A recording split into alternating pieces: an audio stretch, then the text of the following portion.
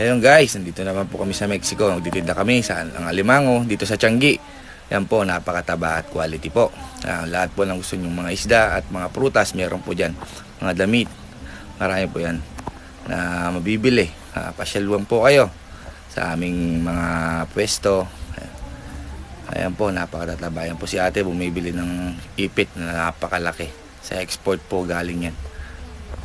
Ayan po. Marami rin pong iba-ibang isda dyan. Meron pong hipon, sugpo. Marami po kayo mabibili